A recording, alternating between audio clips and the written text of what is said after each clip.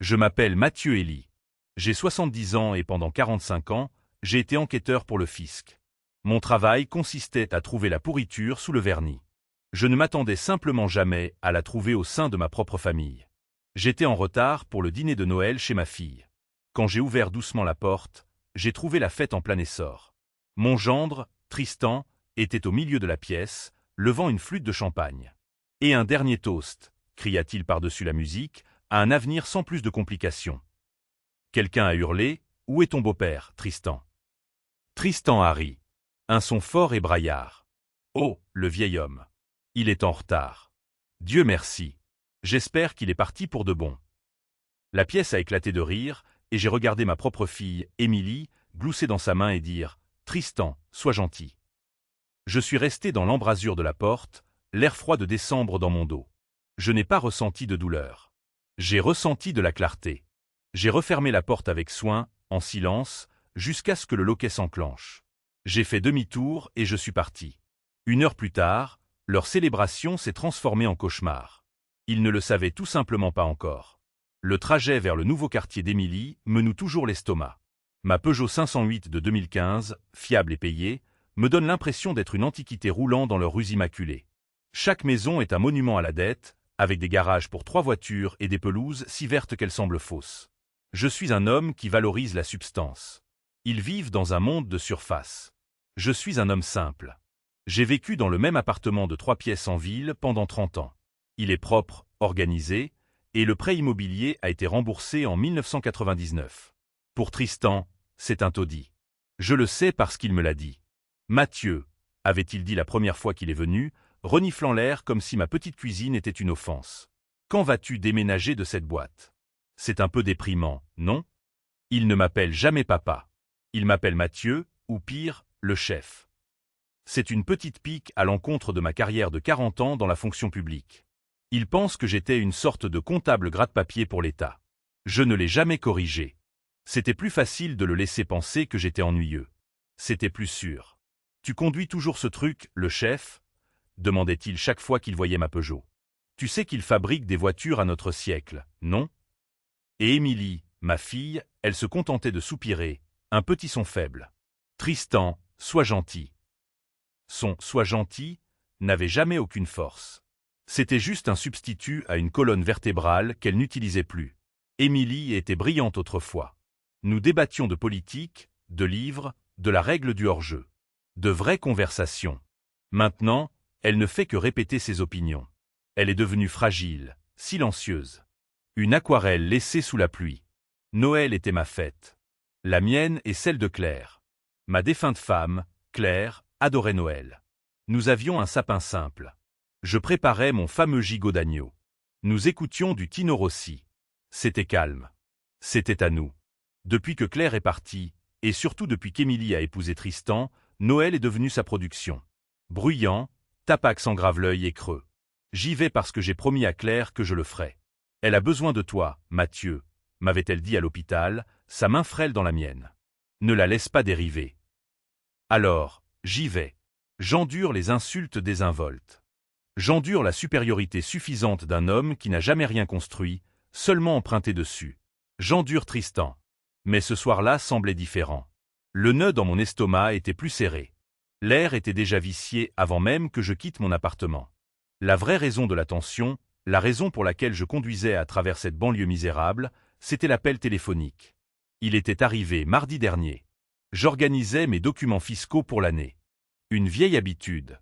Le téléphone a sonné. Émilie. Sa voix était trop douce. Un ton aigu et sucré qu'elle n'utilise que lorsqu'elle veut quelque chose. Salut, papa. Elle ne m'avait pas appelé papa depuis l'université. Ma garde s'est immédiatement levée. Qu'est-ce qu'il y a, Émilie? Eh bien, Tristan a cette opportunité incroyable, une nouvelle start-up technologique. C'est une affaire sûre, papa. Absolument garantie. On a juste besoin d'un petit coup de main pour le prêt professionnel. Je suis resté silencieux. Je savais ce qui allait suivre. C'est combien, un petit coup de main, Émilie? 150 000 €. J'ai failli laisser tomber le téléphone. Émilie, je suis un fonctionnaire à la retraite. Je vis de ma pension et de mon plan d'épargne retraite. Je n'ai pas ce genre d'argent qui traîne. Non, papa. C'est ça qui est génial. On n'a pas besoin de ton argent. On a juste besoin que tu te portes garant. La banque a juste besoin d'un actif stable en garantie.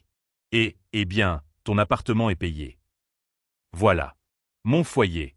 L'endroit que j'avais partagé avec Claire pendant 35 ans. La seule chose de valeur qu'il me restait au monde. Émilie, je ne peux pas. Je ne le ferai pas. Je ne risquerai pas ma maison. Sa voix est devenue glaciale. Ce fut instantané. Je ne peux pas te croire. Après tout ce que Tristan a fait pour nous, pour moi. Qu'a-t-il fait, Émilie? Ai-je demandé, ma voix plus tranchante que je ne l'avais prévu. À part t'installer dans une maison que vous ne pouvez pas vous permettre et t'acheter une voiture qui appartient à la banque. Il m'aime. Il nous offre une vie magnifique. Je pensais que tu voudrais aider ta famille. Je savais que ça arriverait. Tristan a dit que tu ne le ferais pas. Il a dit que tu ne lui faisais pas confiance. Il ne s'agit pas de confiance, Émilie. Il s'agit de mathématiques. C'est un mauvais investissement. Et la réponse est non. Je dois y aller, avait-elle dit. Le clic a été fort dans mon oreille. C'était il y a une semaine. Nous ne nous étions pas parlé depuis. Cette invitation au dîner de Noël n'était pas un rameau d'olivier. C'était une convocation. C'était ma punition, ou peut-être mon test final. J'étais censé arriver chapeau bas et m'excuser de ne pas avoir hypothéqué mon avenir pour son « affaire sûre ». Je suis arrivé dans leur rue. La maison était illuminée comme une piste d'atterrissage. Et les voitures. Mon estomac s'est contracté. Dans leur allée, il y avait un escalade noir flambant neuf. Le genre avec des jantes ridicules. C'est nouveau. C'est un véhicule à 100 000 € minimum. Comment un homme qui a besoin de quelqu'un pour se porter garant d'un prêt de 150 000 € achète-t-il un nouvel escalade? Mon esprit, la partie de moi qui a passé 40 ans à suivre des pistes documentaires, s'est mis en état d'alerte maximale. Ce n'était pas seulement de mauvaises mathématiques. Ce n'était pas seulement une mauvaise planification financière. C'était un mensonge. Je me suis garé au bout de la rue, sous un lampadaire vacillant. J'avais l'impression d'être en planque. Les vieilles habitudes ont la vie dure. J'ai resserré mon col. Le grésil se transformait en glace. J'ai remonté l'allée en pierre chauffée. La musique battait son plein. Je pouvais sentir les basses à travers la semelle de mes chaussures. C'était une chanson pop, forte et répétitive. La porte d'entrée était d'un rouge cerise criard, ornée d'une couronne si grande qu'elle semblait vouloir avaler l'entrée. J'ai sonné. J'entendais faiblement le carillon à l'intérieur, un ding-dong, poli immédiatement noyé par la musique. J'ai attendu. Le vent était brutal. J'ai sonné à nouveau. Plus fort cette fois. Rien. J'entendais des rires. Des rires forts et éméchés. Je suis dehors dans un froid glacial et ils ne peuvent même pas prendre la peine de répondre à la porte. J'ai une clé. Émilie me l'a donnée il y a des années pour les urgences. Je ne l'avais jamais utilisée. Je l'ai glissée hors de ma poche, mes doigts frôlant le métal froid. Je me sentais comme un intrus. J'ai sorti la clé, je l'ai insérée dans la serrure et je l'ai tournée. J'ai ouvert la porte juste d'une fente. La vague de chaleur, de parfum et de bruit m'a frappé au visage. Le hall d'entrée était bondé. J'ai vu des dizaines de personnes que je ne reconnaissais pas, toutes tenant des flûtes de champagne, toutes vêtues de marques de créateurs. Paillettes, velours. Je suis entré dans l'ombre du couloir. Personne ne m'a vu. Ils étaient tous concentrés sur le centre du salon où Tristan se tenait sur la table basse. Il portait un blazer en velours rouge. Il ressemblait à un animateur de jeux télévisés de 3e ordre. « Ok, tout le monde !» a-t-il crié, et la foule s'est lentement calmée. Il a levé son verre, un toast. Et il a regardé Émilie, qui le contemplait, les yeux brillants d'une adoration qui me rendait malade. À ma magnifique épouse, Émilie, pour m'avoir soutenu pendant que nous bâtissons notre empire. Quelques personnes ont acclamé. À cette maison incroyable, plus d'acclamations, et un dernier toast, a-t-il dit, sa voix baissant dans ce ton huileux et conspirateur qu'il utilise quand il pense être charmant, à un avenir sans plus de complications. Quelques personnes ont ri, confuses.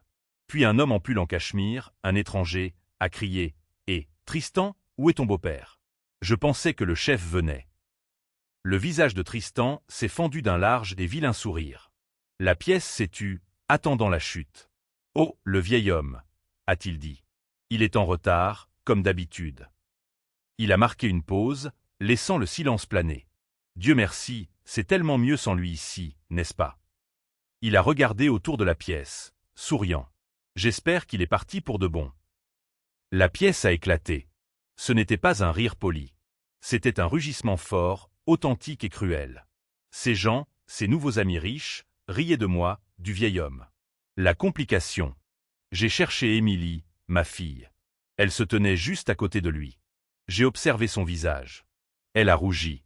Elle a baissé les yeux puis lui a tapoté le bras de manière enjouée. « Tristan, sois gentil. » Elle a gloussé. Elle a gloussé. Elle ne m'a pas défendu. Elle n'a pas eu l'air horrifiée. Elle n'est pas partie. Elle a gloussé. Elle était embarrassée par lui, pas pour moi. C'était le moment. C'était la confirmation finale. Le dernier fil de ma promesse à Claire s'est rompu. J'étais toujours dans l'ombre du couloir. Personne ne m'avait vu. Je ne sentais rien. Pas de larmes, pas de rage brûlante. Juste du froid. Un froid profond, clair, absolu. La partie de moi qui était un père venait de mourir. La partie de moi qui était Mathieu Elie, enquêteur de la brigade financière, venait de prendre le contrôle. J'ai regardé la scène une dernière fois. Les vêtements chers, le champagne, le nouvel escalade dehors, la demande de près de 150 000 €, les mensonges. Tout s'est mis en place. Ce n'était pas un dîner de famille. C'était un dossier d'instruction. J'ai posé ma main sur la poignée de la porte. Je l'ai tournée lentement, silencieusement. J'ai tiré la lourde porte vers moi. Je suis ressorti dans le grésil glacial. J'ai fermé la porte, écoutant, attendant d'entendre le loquet s'engager avec un clic doux et final. Je suis retourné à ma Peugeot. Alors que j'étais assis sur le siège du conducteur, le bloc moteur cliquetant en refroidissant, mon téléphone a vibré dans ma poche. L'écran s'est allumé, Émilie. J'ai refusé l'appel. Il a vibré à nouveau immédiatement. Émilie. J'ai maintenu le bouton d'alimentation enfoncé et j'ai regardé l'écran devenir noir. J'ai démarré la voiture. Le moteur a ronronné son air calme et fiable. Je ne suis pas un comptable à la retraite. Je ne suis pas un veuf éploré. Je suis un enquêteur. Et mon gendre, Tristan Gauthier, vient de devenir ma cible principale. L'opération commence ce soir. Le trajet du retour fut silencieux. Le grésil avait cessé, laissant les rues de la ville lisses et noires sous les lumières des fêtes. Les rouges et les verts semblaient criards, presque moqueurs. Je n'ai pas allumé la radio. J'ai juste conduit, les mains stables sur le volant de ma voiture de 10 ans. Mon immeuble est en vieille brique, construit dans les années 50. Le hall sent légèrement le poli à la cire et le vieux café. J'ai salué le gardien de nuit, Salah, qui était à moitié endormi sur un journal. Il m'a salué en retour. Pour lui, je suis juste monsieur Elie de l'appartement 5B, le retraité tranquille, le veuf. Je suis entré dans mon appartement. L'air était immobile. Ce n'est pas un taudis, comme l'appelle Tristan. C'est précis. Chaque livre sur mon étagère est organisé par sujet. Chaque surface est dégagée. Il n'y a pas de désordre. Ma défunte femme, Claire, disait que je vivais comme un moine. Même quand elle était en vie. Je lui disais que j'aimais simplement l'ordre. Le chaos, lui disais-je, est l'ennemi. J'ai accroché mon manteau au porte-manteau. J'ai placé mes clés dans le petit bol en verre près de la porte. Je n'ai pas allumé les lumières principales, juste la petite lampe de banquier à abat-jour vert sur mon bureau dans le coin du salon. La pièce était baignée d'ombre et de lumière. Je me sentais calme. Le choc de la fête, la piqûre du rire de ma fille, tout cela s'était estompé. C'était remplacé par autre chose. Une concentration froide et vive. Le travail commençait. J'ai préparé du thé. Earl Grey. Je me suis assis à mon bureau, un vieux meuble en acajou lourd que Claire avait détesté. Elle disait qu'il semblait appartenir à un juge, trop sévère pour une maison. Je lui ai toujours dit que c'était juste du mobilier de bureau que j'avais acheté lors d'une vente de surplus de l'administration. C'est sur ce bureau que j'avais équilibré mon chéquier pendant 30 ans. C'est là que je payais mes factures d'électricité et où j'avais aidé Émilie avec ses dossiers d'inscription à l'université, lui expliquant patiemment les formulaires d'aide financière. C'était le bureau d'un simple comptable à la retraite. Et c'était le plus grand mensonge de tous. J'ai regardé la photo encadrée sur le bureau.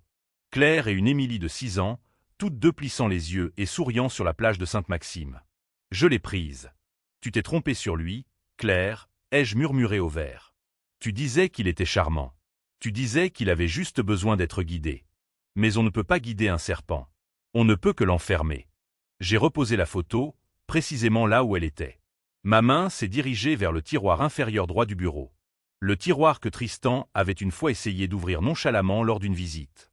Qu'est-ce qu'il y a là-dedans, le chef, de vieilles déclarations d'impôts? Avait-il plaisanté en secouant la poignée verrouillée? Juste des papiers personnels, avais-je dit d'une voix neutre. Et il avait perdu tout intérêt, retournant son attention vers son téléphone. La serrure n'était pas grand-chose, juste une simple serrure à paillettes. Elle n'était pas conçue pour arrêter un professionnel. Elle était conçue pour arrêter la famille. Elle était conçue pour maintenir la séparation entre l'homme que j'étais à la maison et l'homme que j'avais été pendant 41 ans. J'ai pris une petite clé plate à l'arrière de mon sous-main de bureau, cachée sous une pile de vieilles fiches de paie. Je l'ai insérée. Le doux clic de la serrure s'ouvrant était plus fort que tous les rires de la fête. Le tiroir a glissé en silence sur des rails bien huilés. Il ne contenait pas de déclaration d'impôt ni de vieilles lettres. Il sentait le vieux cuir et le produit à polir le métal. À l'intérieur, reposant sur un lit de velours noir usé, se trouvait ma vieille vie. Une paire de menottes Smith et Wesson rayées par l'usage. Une médaille de défi du ministère des Finances et ma carte professionnelle. J'ai pris le portefeuille en cuir. Il était usé sur les bords, parfaitement courbé par 40 ans passés pressés contre ma hanche. Je l'ai ouvert. D'un côté, l'insigne doré, Trésor public, agent spécial. De l'autre côté, la carte d'accréditation. Fanée, le plastique laminé s'écaillant dans le coin supérieur, mais les mots toujours parfaitement clairs. Mathieu Elie, enquêteur, Direction générale des finances publiques, brigade de recherche et d'investigation financière. Ma fille avait raison. Je n'avais pas été comptable. Les comptables regardent les chiffres et s'assurent qu'ils correspondent. Je regardais les chiffres pour comprendre pourquoi ils ne correspondaient pas. Je n'équilibrais pas les livres. Je chassais les hommes. Je chassais les fraudeurs fiscaux, les blanchisseurs d'argent et les financiers de cartel. J'étais l'homme qu'ils envoyaient quand la piste documentaire était le seul témoin restant. J'étais, comme mon ancien partenaire m'appelait, un limier financier. Je pouvais sentir un mensonge à travers un bilan comptable, et mon gendre, Tristan Gauthier, Tristan sentait l'abattoir. Il pensait que j'étais un vieil homme inoffensif. Il pensait que j'étais une complication qu'il pouvait simplement balayer d'un rire. Il n'avait aucune idée de ce que j'étais. Il n'avait aucune idée de ce dont j'étais capable. Il avait commis l'erreur cardinale du criminel amateur. Il avait sous-estimé l'homme tranquille dans le coin. Il avait confondu la simplicité avec la stupidité. Il avait confondu ma patience avec de la faiblesse. J'ai fermé le portefeuille de la carte professionnelle et je l'ai placé sur le bureau à côté de la lampe verte. Le seau doré a capté la lumière. Toute ma carrière, toute ma vie avait été bâtie sur une règle simple et inviolable. Une règle que j'avais enseignée à chaque agent débutant qui avait eu le malheur de m'être assigné. Règle numéro 1 de la brigade. Tout le monde ment. Les épouses mentent aux maris. Les partenaires mentent aux partenaires. Les enfants mentent aux parents. Tout le monde. Ils mentent sur ce qu'ils ont gagné, ce qu'ils ont dépensé, où ils étaient. Ils mentent par cupidité, par peur, par honte, par orgueil. J'avais écouté les hommes les plus puissants de la ville me mentir en face, les mains stables, les yeux clairs, alors que je tenais les relevés bancaires offshore qui prouvaient que toute leur vie était une fraude. Tristan n'était pas différent. Il était juste plus négligent. Il ne riait pas d'un comptable à la retraite. Il riait d'un chasseur. Et il venait d'inviter le chasseur dans sa maison, lui avait montré le nouvel escalade flambant neuf, et s'était vanté de sa bonne fortune tout en demandant un prêt. Je me suis adossé, le cuir de mon vieux fauteuil grinçant dans le silence. L'adrénaline avait disparu, remplacée par cette concentration familière, froide et vive. « J'espère qu'il est parti pour de bon », avait-il dit. « Je ne suis pas parti, Tristan », ai-je dit à la pièce vide. « Je ne fais que commencer. » J'ai allumé mon ordinateur, pas le nouvel ordinateur portable élégant qu'Émilie m'avait offert pour Noël l'année dernière, celui auquel je savais qu'elle pouvait probablement accéder. J'ai allumé mon ancien terminal sécurisé, la lourde tour noire cachée au fond de mon placard sous une pile de vieux pulls, celui qui n'était connecté à rien sauf aux bases de données auxquelles je savais encore accéder. Celui qui était effacé chaque nuit. Règle numéro 2, ai-je murmuré alors que l'écran s'animait. Fais confiance aux chiffres. J'ai commencé à taper. Tristan Gauthier. Émilie Elie Gauthier. La chasse avait commencé. Mon terminal ronronnait doucement dans le petit placard isolé. Le curseur vert clignotait sur l'écran noir. Je n'étais pas seulement un comptable. J'étais un limier financier. Et la première odeur de la proie est toujours une incohérence. Une odeur qui cloche. Tristan avait besoin de 150 000 €. Il en avait assez besoin pour me demander de risquer de mettre en colère la complication de sa femme. C'était le fait numéro 1. Tristan venait d'acheter un Cadillac Escalade flambant neuf, un véhicule dont le prix de base dépasse les 100 000 €. Et le connaissant, le sien était toutes options. C'était le fait numéro 2. Mes doigts planaient au-dessus du clavier. Comment un homme qui a besoin d'un prêt de 150 000 € peut-il simultanément acquérir un actif de 100 000 €? La réponse simple est qu'il ne le peut pas. Pas légalement. Pas à moins que l'argent pour la voiture ne provienne d'une source illégitime qu'il ne peut pas déclarer et que le prêt soit pour toute autre chose, ou que la voiture elle-même fasse partie de l'arnaque. J'ai ouvert un nouveau dossier sur mon disque crypté. Gauthier, Tristan J. Pendant des années, je l'ai observé. J'ai observé ses habitudes de consommation avec le même intérêt détaché que j'utilisais pour surveiller des cibles dans des restaurants haut de gamme. Il payait toujours l'addition, mais il payait toujours avec une carte de crédit différente. Il les étalait comme une main de poker, une nouvelle Amex brillante, une Visa signature, une Mastercard Black. Un signe classique de cavalerie bancaire. Payer une carte avec une avance de fonds d'une autre.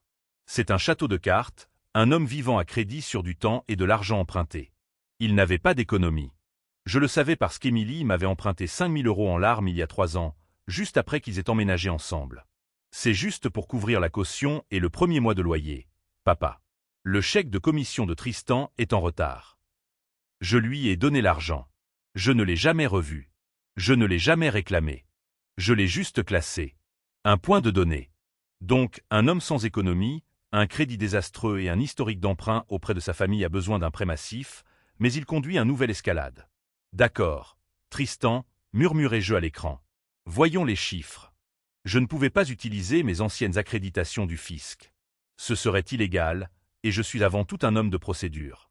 Mais ma carrière de 40 ans ne m'avait pas seulement donné une pension. Elle m'avait donné un réseau, des gens qui me devaient des faveurs, des gens qui, comme moi, aimaient résoudre des énigmes. J'ai pris mon téléphone prépayé, pas mon portable habituel. Celui-ci était vieux, lourd et rangé dans une pochette doublée de plomb. Je n'avais que 3 numéros dedans. Un pour un avocat, un pour une caution, et un pour Benoît. Benoît Abrançon. Benoît était un magicien des données. Il dirigeait l'une des plus grandes sociétés d'analyse de crédit privé du pays, une entreprise spécialisée dans la comptabilité forensique pour les particuliers fortunés. En réalité, il trouvait des choses que les gens payaient très cher pour garder cachées. Nous nous étions croisés sur une affaire dans les années 90. Je l'avais sorti d'une mise en examen fédérale. Il me devait une fière chandelle depuis. J'ai composé le numéro. Il a décroché à la 2e sonnerie. J'espère que c'est important, Mathieu. C'est la nuit de Noël. Sa voix était rauque, telle que je m'en souvenais. Joyeux Noël à toi aussi, Benoît. Ne me souhaite pas un joyeux Noël. De quoi as-tu besoin? Je suis en train de rater, la vie est belle, pour ça. J'ai besoin d'une analyse complète, actif, crédit et passif. Une recherche fantôme. Sans laisser de traces. Pour qui? Mon gendre, Tristan Gauthier. G-A-U-T-H-I-E-R. J'ai récité les 9 chiffres de son numéro de sécurité sociale de mémoire. Je l'avais vérifié le jour où il a commencé à sortir avec Émilie. Benoît est resté silencieux un instant. Je pouvais l'entendre taper. Ton gendre? Je te croyais à la retraite, Mathieu. Ne me dis pas que tu montes une affaire de famille. Contente-toi de vérifier les chiffres, Benoît. Je dois savoir ce qu'il doit, à qui il le doit, et comment il paie ses jouets. Il conduit un nouvel escalade. Un escalade? A sifflé Benoît. Ambitieux. D'accord, c'est le tarif des fêtes, tu sais. Ça va te coûter. Envoie-moi simplement la facture, Benoît. J'en avais besoin il y a 1 heure. J'aurai un dossier préliminaire sur ton serveur sécurisé d'ici le matin. Mais Mathieu, sois prudent. Prudent de quoi? Un type avec un mauvais crédit qui a soudainement une voiture à 6 chiffres. Il n'est pas financé. Il est soutenu. Et les gens qui soutiennent ce genre d'achat ne sont pas des banques. Ils n'envoient pas de lettres polies quand tu manques un paiement. C'est exactement ce que j'ai besoin de savoir. Merci, Benoît. J'ai raccroché. L'attente. C'était toujours la partie la plus difficile. La partie où vous n'avez que vos instincts, et mes instincts hurlaient. Tristan n'était pas seulement une sangsue financière.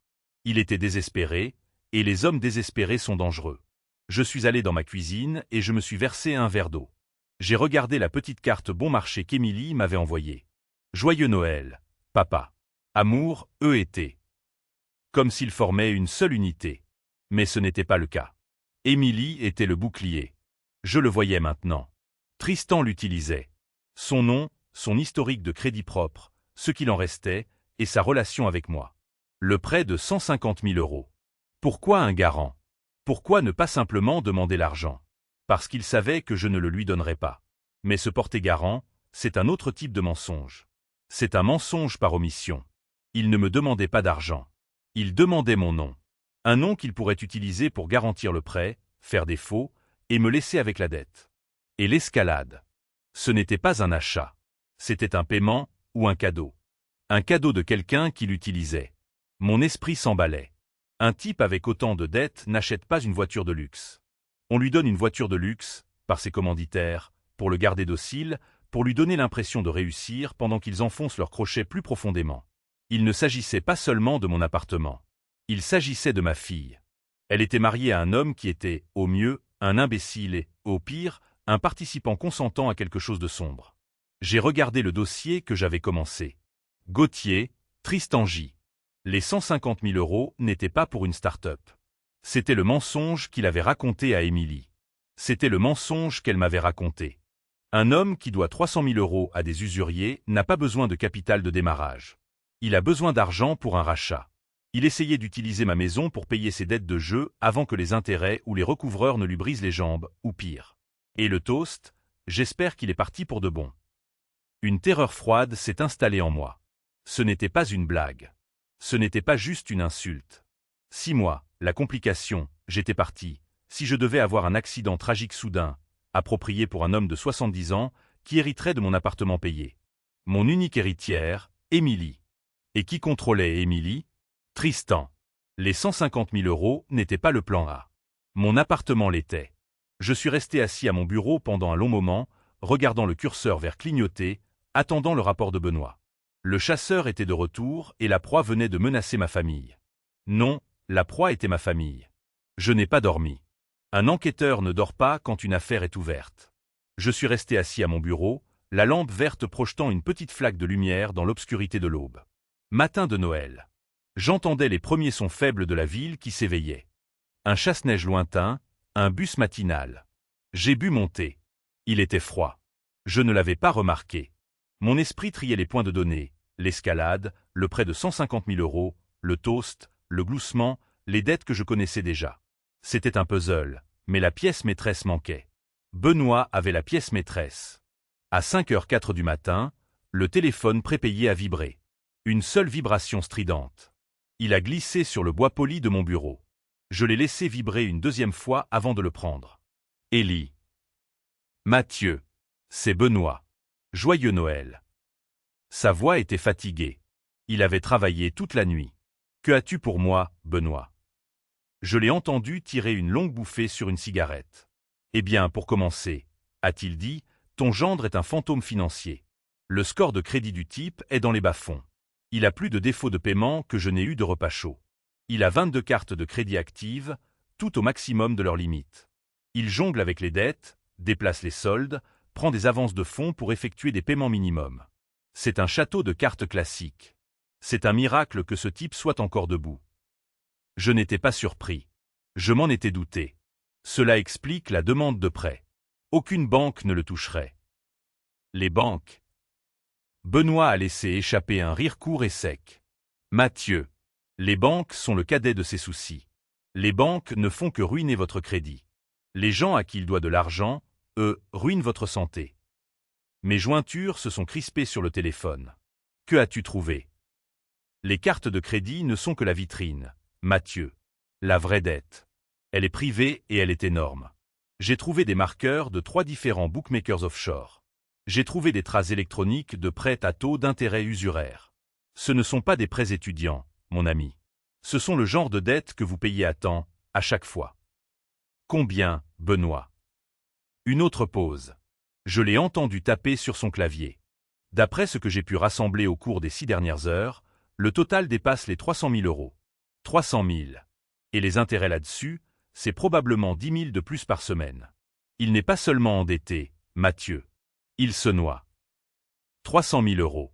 Le chiffre flottait dans l'air. L'escalade, la veste en velours, le toast au champagne. Tout cela n'était qu'une performance. Une performance désespérée et terrifiée. Il se fait pressurer, ai-je dit, les mots ayant un goût de cendre. Pressuré, écrasé, et probablement en panique, a convenu Benoît. Ses prêteurs privés, Ils n'envoient pas de lettres polies, Mathieu. Ils envoient des hommes costauds qui ne frappent pas à la porte. Ce Tristan Gauthier n'est pas seulement en difficulté financière. Il est en danger physique. Il avait besoin de ces 150 000 de ta part. Il en avait besoin hier. Maintenant, tout prenait sens. Le prêt n'était pas pour une start-up. C'était une rançon. C'était une tentative désespérée de payer le plus violent de ses créanciers avant qu'ils ne viennent recouvrer leur dû. Et j'avais dit non. J'avais signé son arrêt de mort. Du moins, c'est ce qu'il pensait. Merci, Benoît. Envoie-moi le dossier complet, crypté. Ce sera fait. Et Mathieu? Oui. Sois prudent. Un homme qui doit autant d'argent à ce genre de personnes n'est pas seulement désespéré. C'est un animal acculé. Et les animaux acculés mordent tout le monde, surtout les personnes les plus proches d'eux. Je sais, ai-je dit. J'y compte bien. J'ai raccroché. Je me suis levé et je suis allé à la fenêtre. Le ciel virait à un violet foncé et contusionné. Matin de Noël. 300 000 € de dette auprès d'usurier, mais il conduisait toujours un escalade neuf de 100 000 €. Les maths ne collaient toujours pas. D'où venait la voiture? Pourquoi ses créanciers lui donneraient-ils un actif? Sauf si la voiture n'était pas à lui. Sauf si la voiture était un outil. Et puis une nouvelle pensée, plus froide, m'a frappé. Mon esprit est revenu au toast. J'espère qu'il est parti pour de bon. Il avait besoin d'argent. Il en avait besoin rapidement. J'avais dit non. Quel était son plan B? J'ai regardé le téléphone. Il avait 22 cartes de crédit au maximum. Il avait 300 000 € de dette privée. Il n'avait rien, sauf une femme. Une femme qui était l'unique héritière d'un homme de 70 ans qui vivait dans un appartement payé dans un quartier de choix. Mon regard s'est porté sur la photo encadrée de Claire et Émilie. Oh, Émilie, ai-je murmuré. Il ne s'agissait jamais seulement d'un prêt. Il s'agissait de mes actifs. Mais il manquait encore une pièce, cette escalade, et ces 200 000 € en espèces que Benoît avait mentionné, l'argent qui avait été blanchi au nom de ma fille. D'où venait cet argent? J'ai tenu le téléphone, le plastique froid pressé contre mon oreille. 300 000 €. Le chiffre était abstrait, mais les implications étaient violemment réelles. Benoît avait raison. Tristan était un animal acculé. Benoît, ai-je dit, ma voix basse et stable. C'est plus que je ne le pensais. Merci. Envoie-moi le dossier. Attends, a dit Benoît. Je l'ai entendu allumer une autre cigarette. Le petit clic sec de son briquet. Je n'ai pas fini. Ça, c'est juste la dette. Ce n'est pas la partie bizarre. Mon sang s'est glacé. La partie bizarre. Le type se noie dans les dettes, a dit Benoît, sa voix baissant. Il a des agences de recouvrement de 3 régions différentes qui essaient de saisir des salaires qu'il n'a pas. C'est un lépreux financier. Alors Mathieu, pourquoi a-t-il un compte offshore aux îles Caïmans? J'ai senti mon estomac se nouer. Quoi? Un compte a été ouvert il y a 6 mois dans une banque privée à Grand Cayman.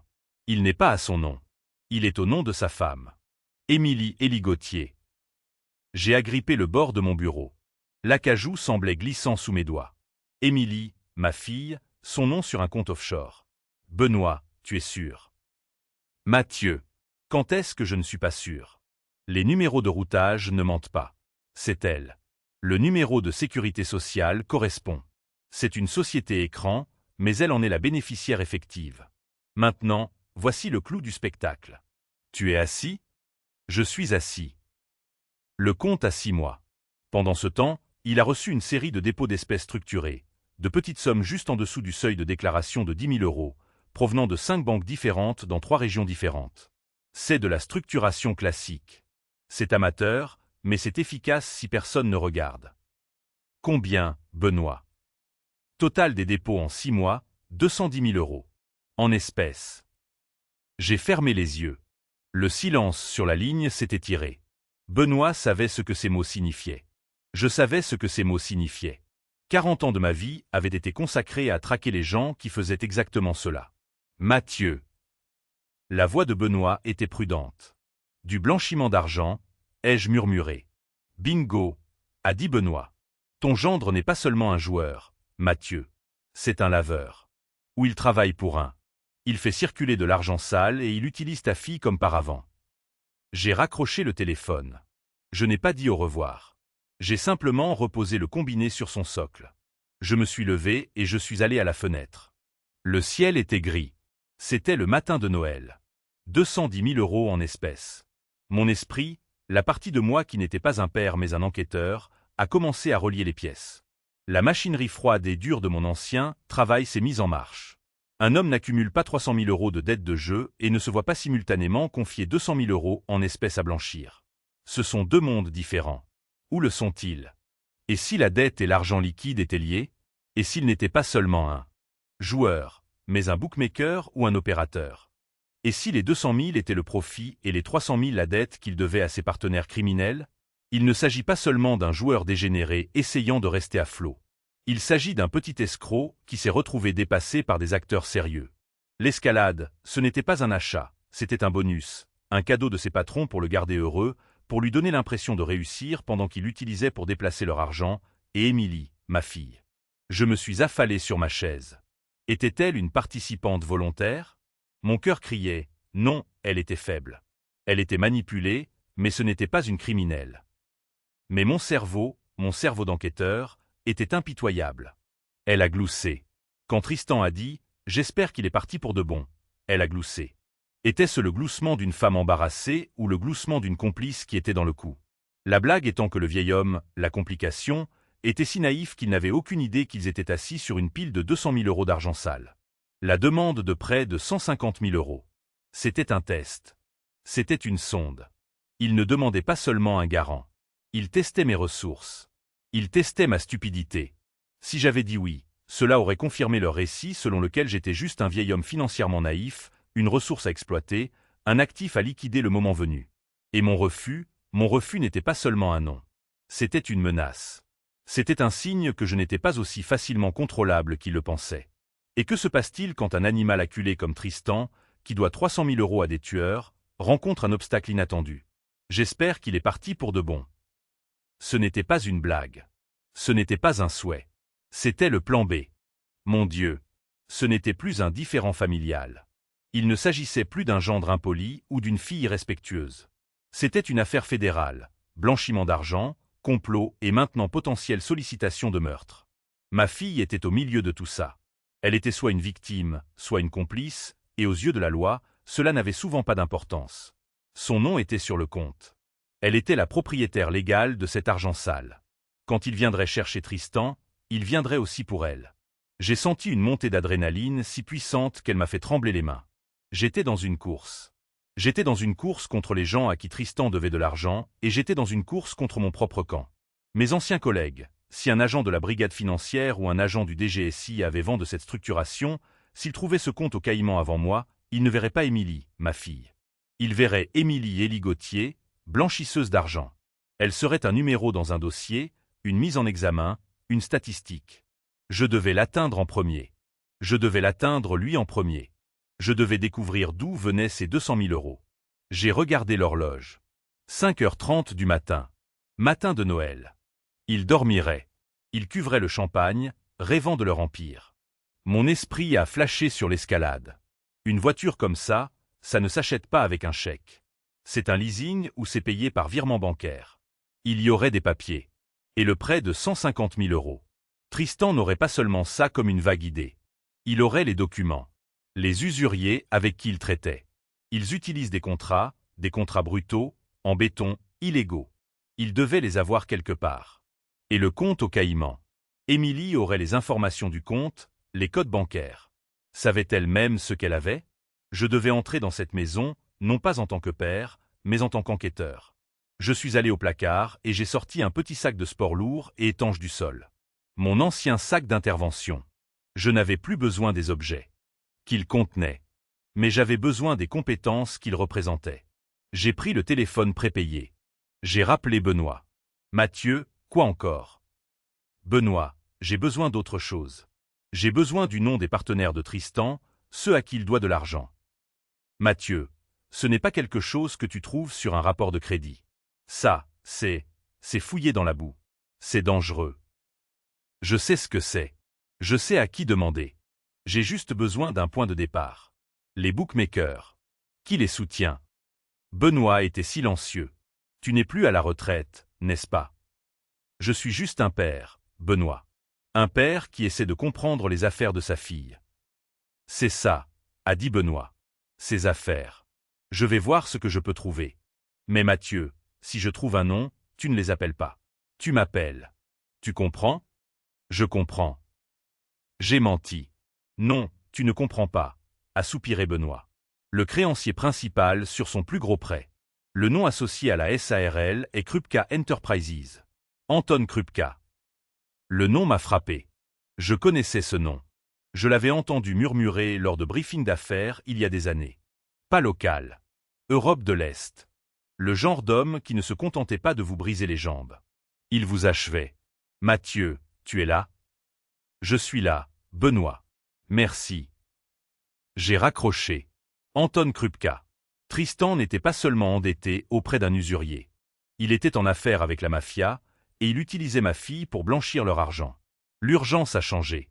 Ce n'était plus une course. C'était une opération de récupération. Je devais obtenir ces documents. Je devais découvrir ce que Tristan avait sur Krupka et ce que Krupka avait sur lui. J'ai regardé la clé de la maison d'Émilie, toujours sur mon bureau depuis mes visites les jours de match. J'y retournais, et cette fois, je ne frappais pas. Mon sang se glaça. Anton Krupka. Je me levai du bureau et me dirigeai vers la fenêtre, regardant la rue sombre et silencieuse. Cela changeait tout. Krupka n'était pas un simple usurier. C'était un opérateur. Il ne prêtait pas seulement de l'argent, il le déplaçait. Il était un acteur majeur du crime organisé d'Europe de l'Est. Un homme contre qui mon ancienne division tentait de monter un dossier depuis une décennie. Tristan n'était pas seulement un joueur. Il était un employé.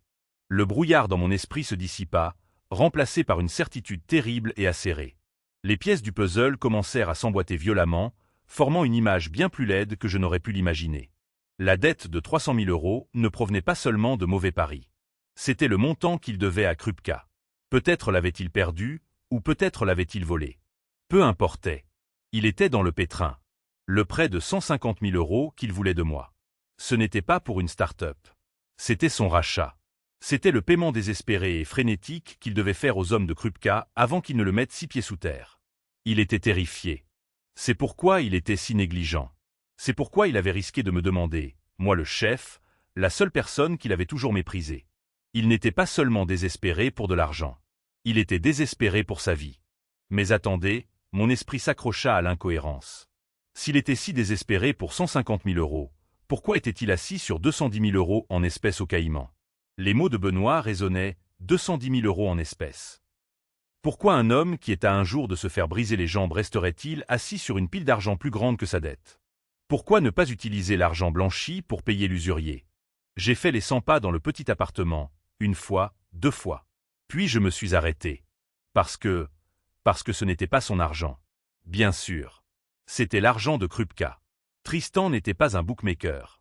C'était une mule, un blanchisseur. Krupka lui donnait de l'argent liquide et le travail de Tristan était de le blanchir, de le rendre propre en le structurant via le compte de ma fille. Mais les chiffres? La dette était de 300 000. L'argent sur le compte n'était que de 200 000. Non, je me trompais encore. Je suis retourné à mon bureau. J'ai regardé le dossier. Le calcul était simple et il était brutal. Les 200 000 € sur le compte des Caïmans n'étaient pas pour Krupka. Ils provenaient de Krupka.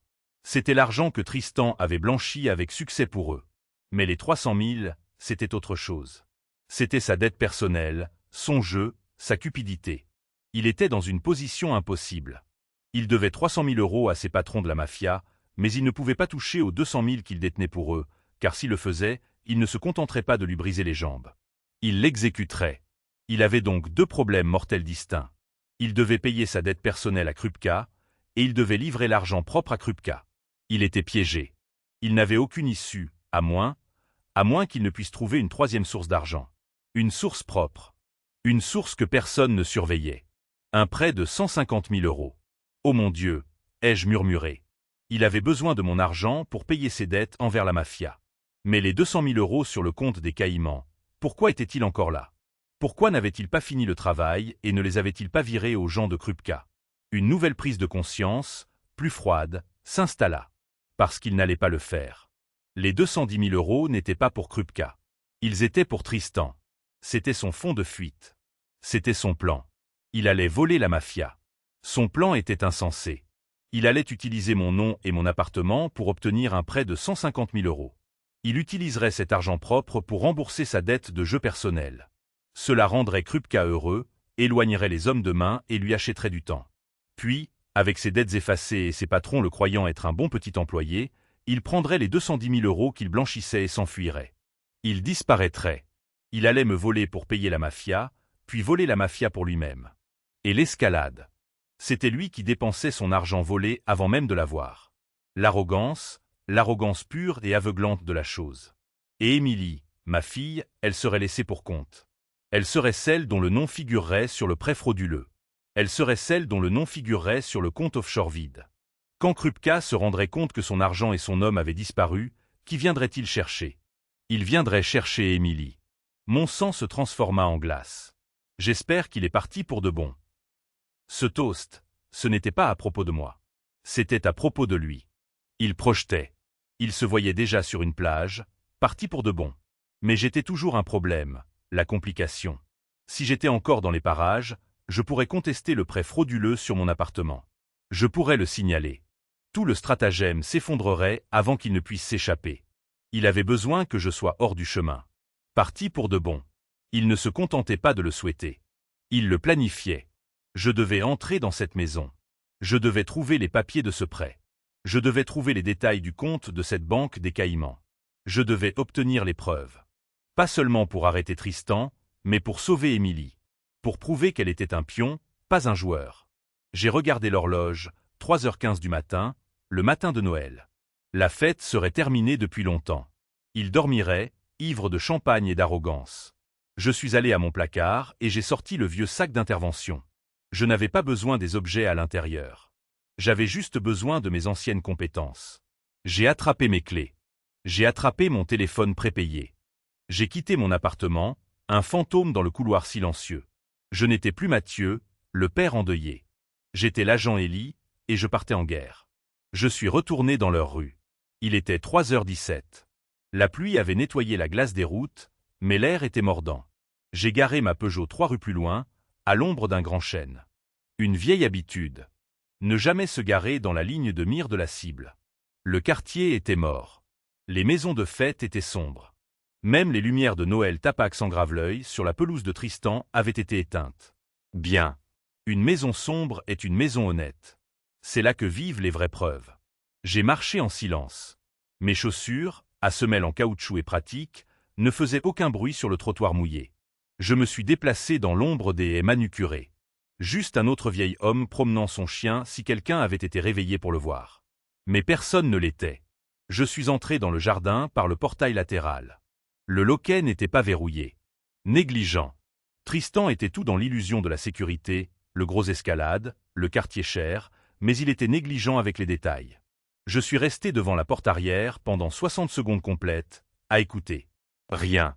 Juste le bourdonnement du réfrigérateur surdimensionné et le tic-tac d'une horloge criarde, Carpe Diem, dans la cuisine. J'ai sorti la clé de rechange de ma poche, celle qu'Émilie m'avait donnée juste au cas où, papa. J'ai glissé la clé dans la serrure. C'était une bonne serrure, chère, mais une clé reste une clé. Le pêne dormant a tourné avec un bruit lourd et huilé. Ça a résonné comme un coup de canon dans le silence. Je me suis figé. J'ai attendu. Toujours rien. J'ai ouvert la porte, centimètre par centimètre, et je me suis glissé à l'intérieur. L'odeur m'a frappé en premier. Champagne éventé, l'odeur grasse de la nourriture de fête froide, et autre chose. Une faible odeur écœurante. Le parfum de Tristan. Il y en avait partout, comme s'il avait marqué son territoire. La maison était un désastre. Ce n'était pas la scène festive que j'avais entrevue quelques heures plus tôt. C'étaient les séquelles. Des assiettes à moitié mangées étaient empilées sur les comptoirs en granit. Des bouteilles vides, vodka, gin, whisky de marque que je savais coûter 300 € la bouteille, jonchaient le sol. Du vin rouge était renversé sur le carrelage en marbre blanc comme une fausse tache de sang. Ce n'était pas une célébration. C'était une beuverie, une dernière scène. Je ne me suis pas soucié du salon. Les preuves dont j'avais besoin ne seraient pas à la vue de tous. Je me suis déplacé dans l'obscurité. Mes yeux se sont adaptés. J'étais un enquêteur sur une scène de crime compromise. Tout était une preuve. Le nombre impressionnant de bouteilles vides me disait qu'ils ne faisaient pas que boire. Ils essayaient d'oublier quelque chose, ou d'accumuler le courage pour quelque chose.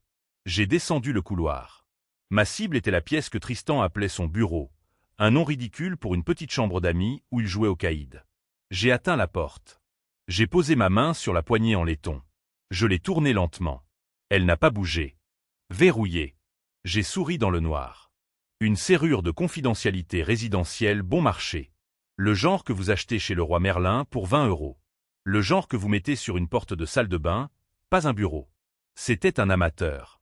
Il essayait de cacher quelque chose, mais il ne savait même pas comment. J'ai fouillé dans mon portefeuille, pas la partie avec mon permis de conduire ou ma seule carte de crédit. J'ai atteint un repli caché dans le cuir, un compartiment que j'avais cousu moi-même il y a 30 ans. J'en ai sorti un petit étui plat en acier.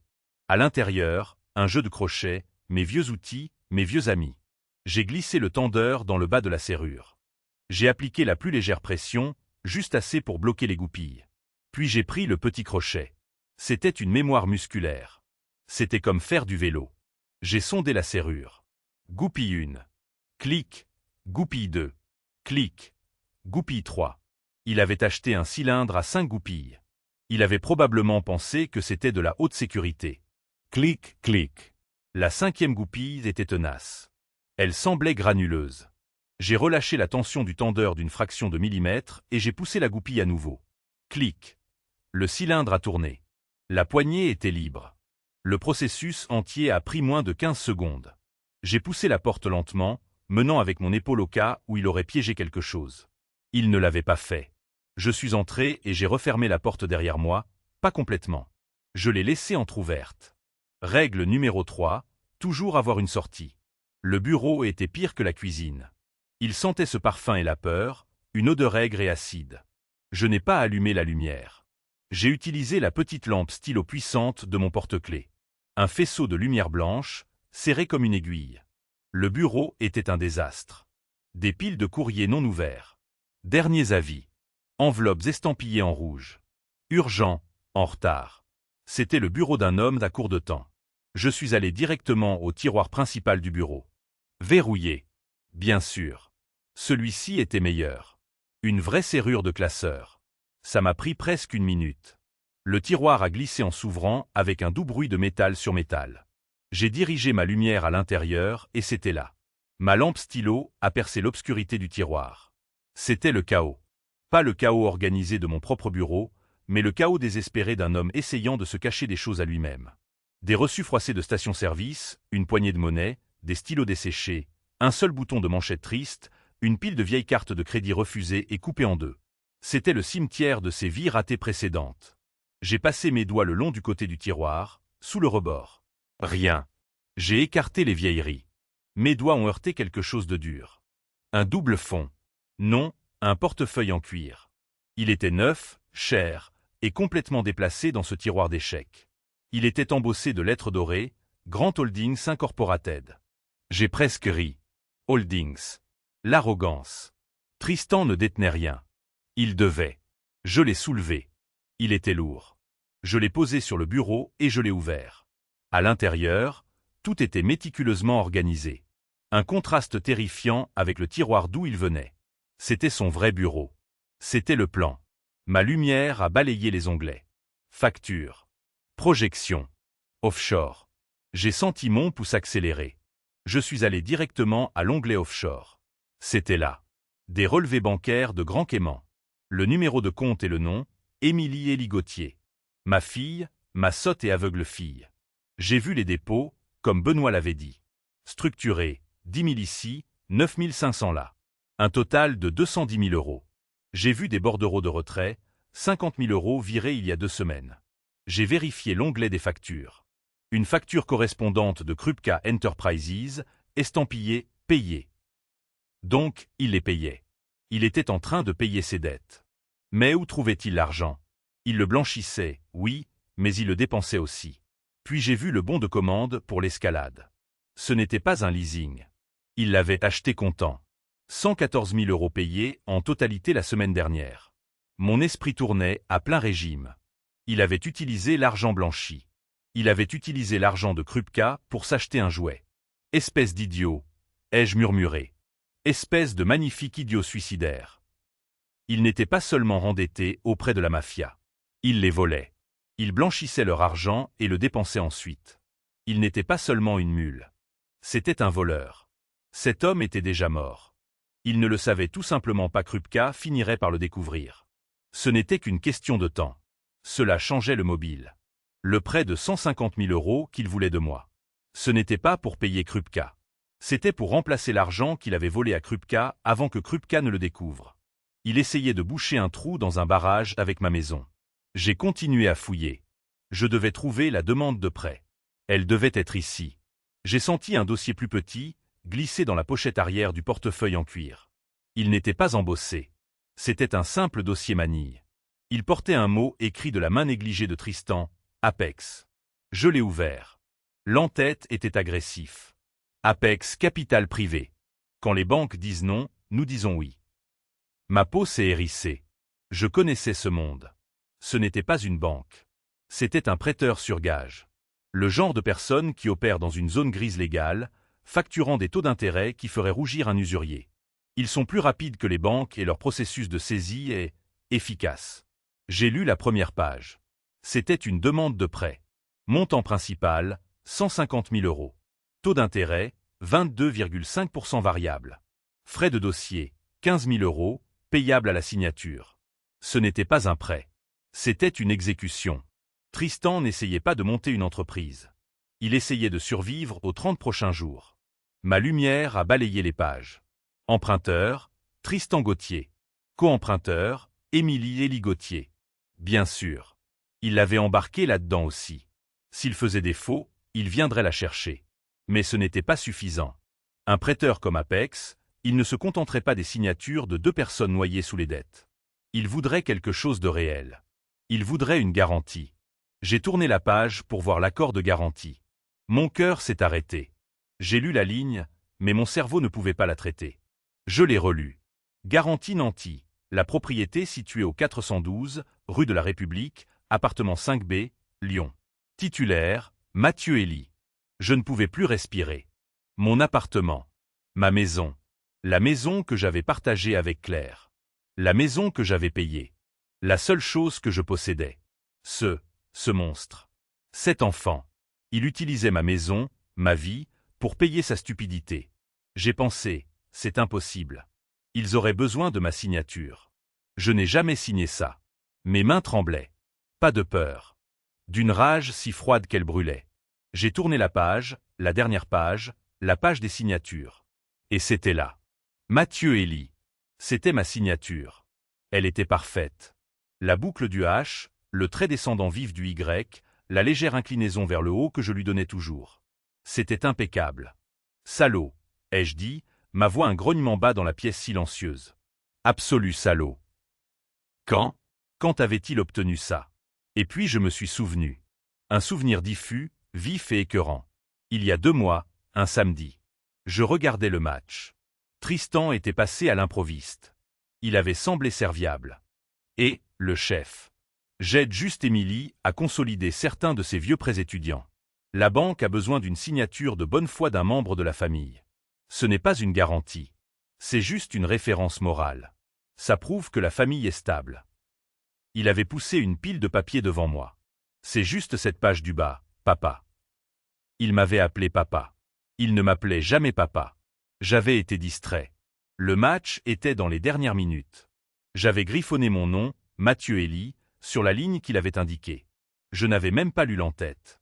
Il n'avait pas obtenu un échantillon. Il avait obtenu le vrai. Il m'avait piégé pour que je signe une autorisation en blanc. Ou peut-être avait-il échangé les pages. Peu importait. Il avait ma signature sur un document juridiquement contraignant. Il avait ma maison. Et le prêt était en attente. Il n'avait pas encore été financé. Ils attendaient une dernière chose. Le toast. J'espère qu'il est parti pour de bon. Tout s'est éclairci d'un coup. Ce n'était pas juste un souhait. C'était une exigence. La société de prêt, Apex, ne pouvait pas saisir la propriété d'un homme de 70 ans bien vivant sans se battre. Les batailles juridiques prendraient des années.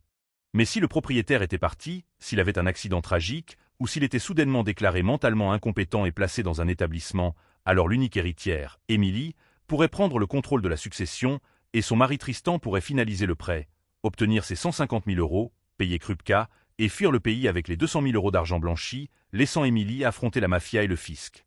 Il ne prévoyait pas seulement de me voler. Il prévoyait de m'effacer. Il prévoyait de détruire sa femme. Ce n'était pas un imbécile. Ce n'était pas un joueur désespéré. C'était un sociopathe. Je suis resté là, dans le noir. La maison était silencieuse. Mais dans ma tête, c'était assourdissant. Le rire à la fête, le gloussement, le toast au champagne. Complication. C'est comme ça qu'il m'avait appelé. J'ai sorti mon téléphone. Mon vrai téléphone. J'ai éteint la lampe stylo. J'ai activé l'appareil photo. J'ai photographié chaque page, le compte des Caïmans, la facture de Krupka, l'accord de prêt d'Apex, la page de signature falsifiée. J'ai photographié les avis des usuriers. J'ai photographié les relevés de carte de crédit au maximum. J'ai constitué mon dossier. Puis j'ai tout remis en place. J'ai mis le dossier Manille dans le portefeuille. J'ai mis le portefeuille dans le tiroir. J'ai repoussé le courrier publicitaire par-dessus. J'ai verrouillé le tiroir. J'ai essuyé la poignée. J'ai essuyé le bureau. Je me suis glissé hors du bureau. J'ai fermé la porte et j'ai utilisé mon crochet pour la reverrouiller de l'extérieur. J'ai traversé la maison sombre et en ruine. Je n'étais plus un invité. Je n'étais plus un beau-père. J'étais l'agent Élie et j'avais mes preuves. Je suis sorti par la porte de derrière. Le bruit sourd du pêne dormant se verrouillant derrière moi était final. Je suis retourné à ma voiture alors que la première lueur grise touchait le ciel. Matin de Noël. Tristan Gauthier se prenait pour un joueur. Il se prenait pour un loup parmi les moutons. Il n'avait pas réalisé qu'il venait d'inviter le berger dans la bergerie. Et le berger était là pour égorger le loup. Je suis resté là, dans le noir, le faisceau de ma lampe stylo figé sur ma propre signature falsifiée. Ma respiration était courte. Mon sang semblait être de la glace dans mes veines. J'ai tout compris. Les pièces du puzzle se sont emboîtées avec un clic final écœurant. Le prêt de 150 000 euros d'Apex Capital Privé. Ce n'était pas pour une start-up. C'était pour Anton Krupka. C'était l'argent du sang dont il avait besoin pour payer ses dettes de jeu avant que les hommes de Krupka ne viennent les recouvrer. Et il utilisait ma maison, mes 30 années de vie avec Claire, comme garantie. Les 210 000 euros sur le compte des Caïmans, l'argent qu'il était censé blanchir pour Krupka. Il n'avait aucune intention de le rendre. Il en avait déjà dépensé une partie pour un escalade. Le reste était son fonds de fuite. Il allait me voler pour payer la mafia, puis voler la mafia pour lui-même. C'était un plan né d'une arrogance suicidaire pure. Et le toast. Mon esprit est revenu à la fête, au champagne, au rire. J'espère qu'il est parti pour de bon. Ce n'était pas une blague. Ce n'était pas une insulte d'ivrogne. C'était un plan d'affaires. J'étais la complication. Le prêt d'Apex ne pouvait pas être finalisé. Les fonds ne pouvaient pas être débloqués tant que j'étais en vie, en bonne santé et que je vivais dans l'appartement 5B. Mais si je disparaissais, si moi, un veuf de 70 ans, j'avais un accident tragique approprié pour mon âge, une chute dans les escaliers, une maladie soudaine et inattendue, ou encore mieux, si ma fille aimante et mon gendre s'inquiétaient de mon état mental, si je commençais à oublier des choses, si j'étais soudainement déclaré mentalement incompétent et placé dans une maison de retraite. Mon sang s'est glacé. Alors Émilie, mon unique héritière, contrôlerait légalement ma succession. Elle contrôlerait mon appartement, et son mari Tristan la contrôlerait. Il finaliserait le prêt.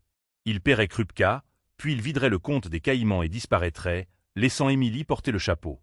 Il prévoyait de la quitter. Il prévoyait d'abandonner ma fille pour qu'elle affronte la colère terrible à la fois du fisc et d'Anton Krupka. Il ne prévoyait pas seulement de me voler. Il prévoyait de m'effacer. Il prévoyait de détruire sa propre femme, ma propre fille. Je suis resté là, paralysé par la géométrie froide et calculée de sa trahison. Crac. Le bruit venait du couloir. Une latte de plancher au 2e étage. Ma formation a pris le dessus. J'ai éteint la lampe stylo. La pièce a été replongée dans une obscurité absolue. Je n'ai pas bougé. Je n'ai pas respiré. Je l'ai entendu à nouveau. Crac. Pause. Crac. Des pas lents. Lourds. Quelqu'un descendait les escaliers. Tristan. Mon cœur battait la chamade contre mes côtes, mais mes mains étaient stables comme le roc. Je ne pouvais pas partir. Pas sans l'épreuve. Je n'avais qu'une chance. J'ai sorti mon téléphone, le vrai. Je l'ai déverrouillé. La lueur de l'écran était si vive dans le noir qu'elle ressemblait à un projecteur. Je l'ai protégé avec mon corps, le dirigeant vers le bureau. Je n'avais que quelques secondes. Mes doigts ont volé.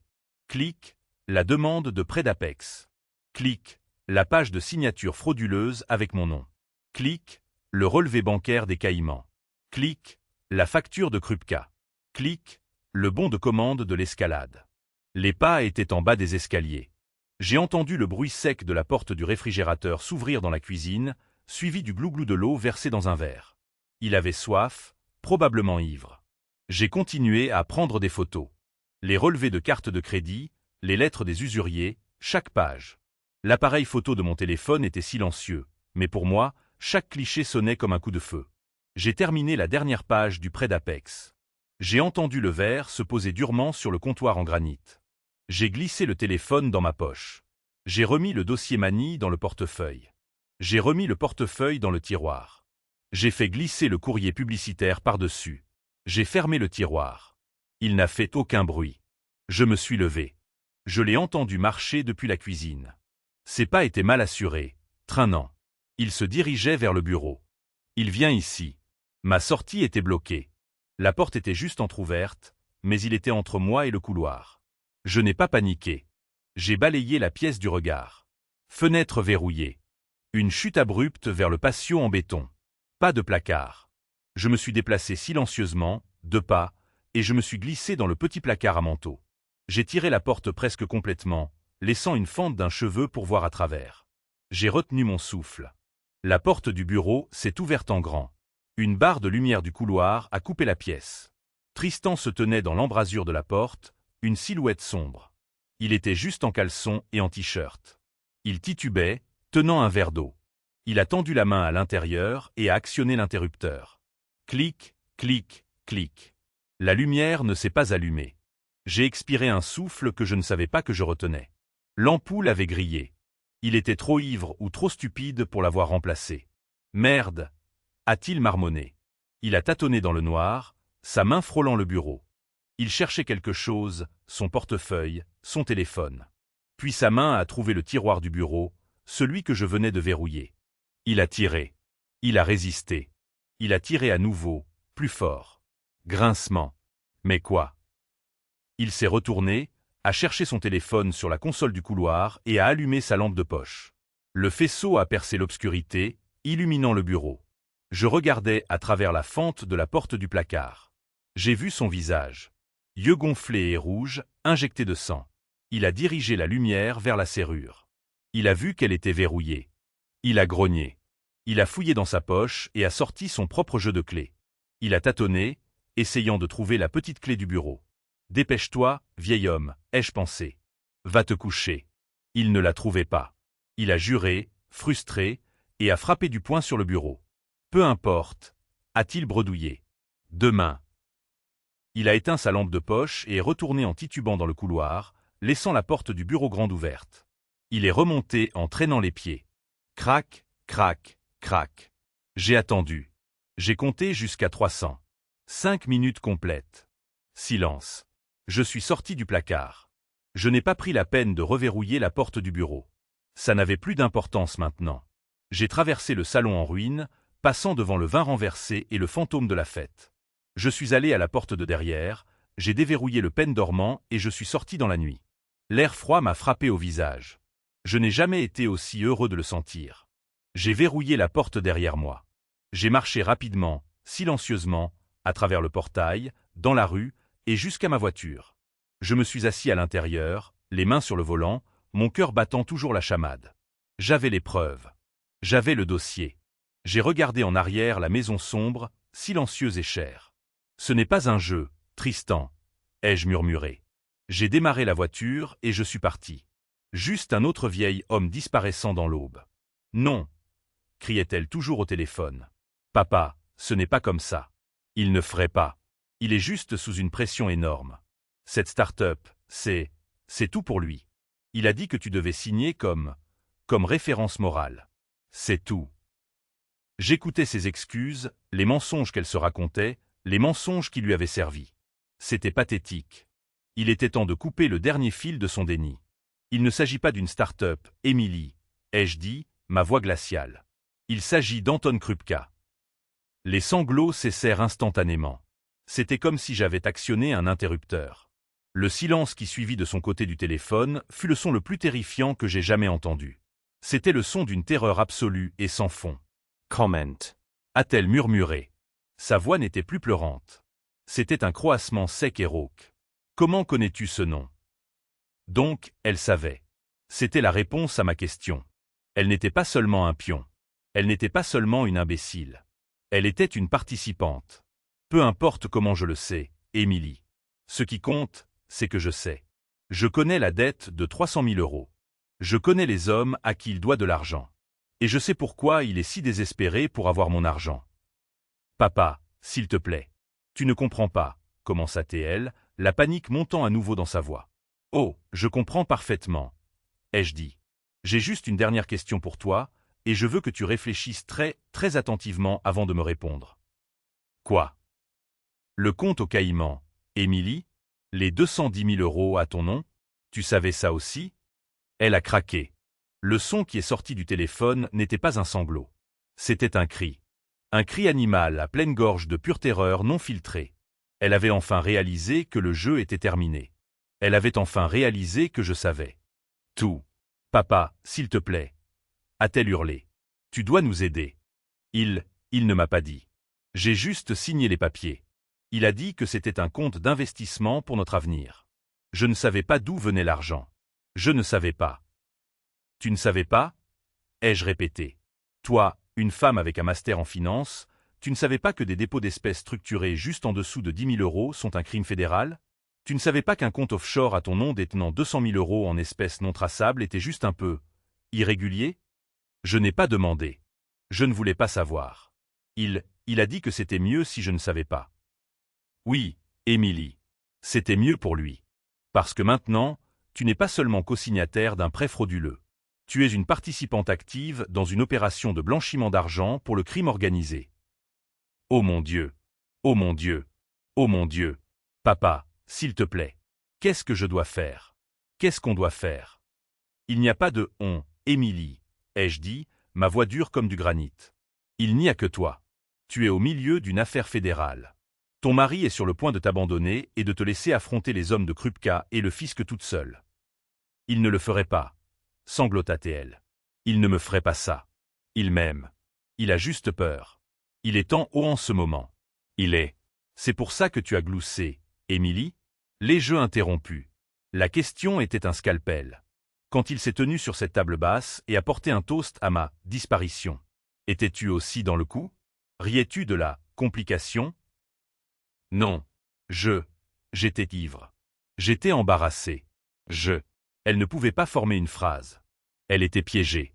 Tu es dans une position terrible, Émilie, ai-je dit. Tu es soit une imbécile, soit une criminelle.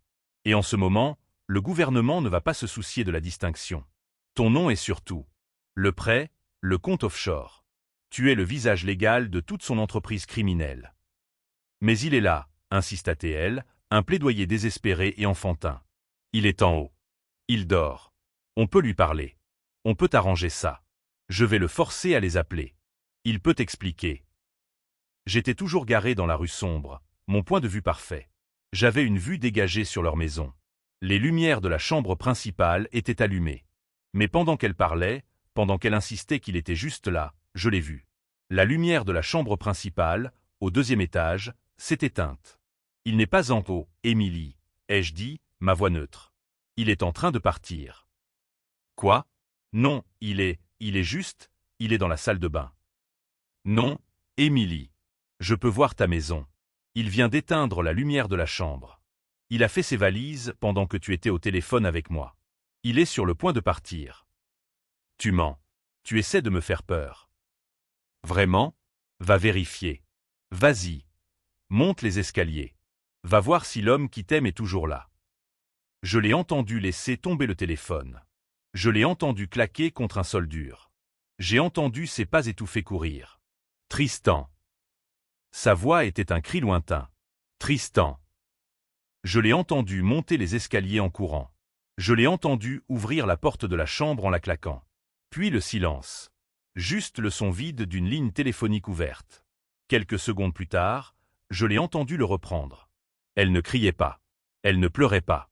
Sa voix était un murmure terrifié et vide. La voiture a disparu, papa. L'escalade a disparu. Oui, Émilie, ai-je dit. Il est parti. Il m'a quitté. Oh mon Dieu. Il m'a quitté. Il n'a jamais été avec toi, Émilie. Il ne faisait que t'utiliser. Tu étais la couverture. Tu étais le plan d'évasion. Et maintenant que je suis sur son chemin, il encaisse et te laisse porter le chapeau. Qu'est-ce que je dois faire? A-t-elle murmuré. Papa, s'il te plaît, tu dois m'aider. Je suis ta fille. Tu as cessé d'être ma fille quand tu as gloussé, Émilie, ai-je dit.